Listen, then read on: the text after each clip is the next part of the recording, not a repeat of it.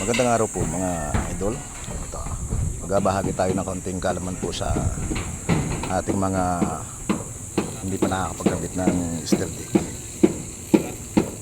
Kahit na paano makatulong tayo dun sa mga hindi pa nakakaranas magkabit ng steel deck. Ayun, simulan natin dito. Dito sa ganitong forma, dito sa ganito, kita niyo yan lagi po tayo nakalampas diyan ng 2 cm para kapag binuhusan makakain siya ng halo. Kung hindi po tayo makapaglampas diyan, may posibilidad pong bumagsak ang steel deck kapag hindi tayo naglampas sa forma.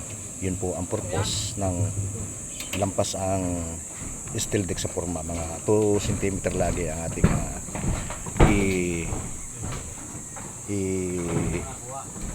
lalampas sa forma. 2 cm or 3 cm.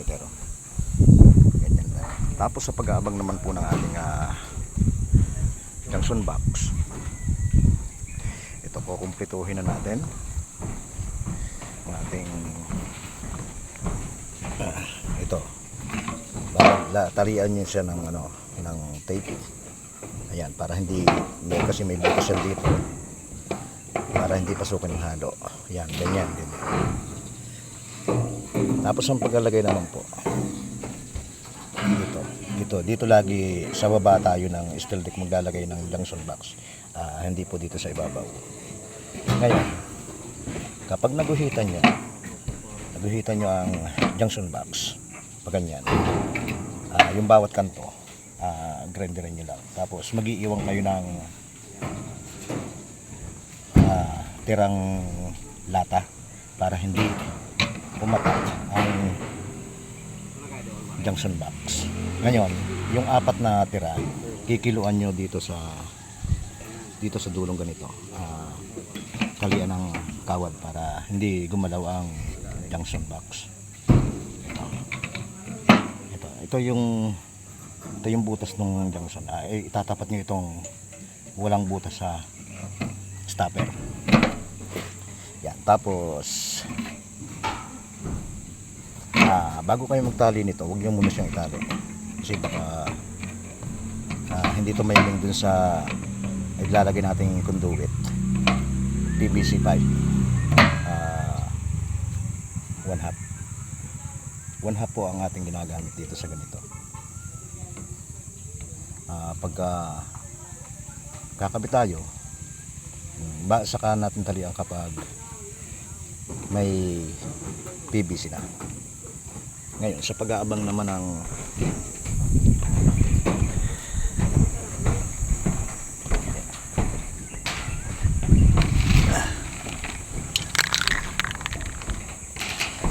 damihan mo na yan. Madami tayo kailangan. Sa pag-aabang naman ng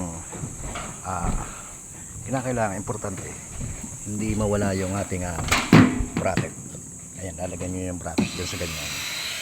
Ayan, kada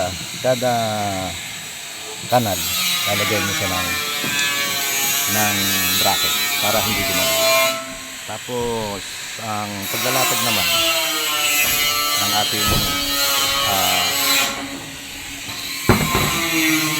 steel deck, kita nyo itong baygot na to, ito lagi nasa ibabaw to, pataob to. Tapos yung ilalim niyan, nakatihaya siya, tapos ito pataob. Laging ganun ang paglalagay. Kita nyo may mga bracket siya, kada pagitan lalagyan nyo siya ng bracket. Tapos importante, bibili kayo ng Bosni, ayan, epoxy primer, para hindi kalawangin. Ito, pasiritan natin ito.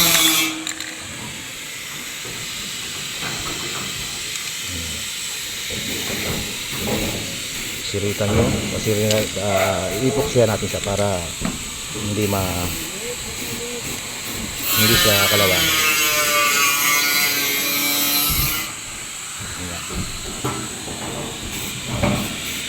epoxy primer lang ang gamitin natin para hindi siya kalawat. Ayan. Mga idol, ito, katulad dito, para hindi gumalaw ang steel deck, oh, hinahawakan dapat ng nagkakabit. Maghapon siya doon, joke lang mga idol. Ayan, oh, kita nyo yan, naka-welding siya dyan. Parang ganyan siya. Bago pasiritan nyo ng Pilok. epoxy primer para hindi siya kalawarin. Ganyan lang mga idol, simple lang. Napakaganda ng kabit ng ating steel deck dahil mga gwapo rin yung mga nagkakabit. Hello guys. Guys, Konti na lang. follow mo kami guys. Paki-subscribe naman po ng ating YouTube channel. Paki-follow ng ating Facebook page. Sobrang hirap po ng anong kalagayan po namin dito. Ang init. I-follow nyo lang. Mainit. Sobrang init po mga idol.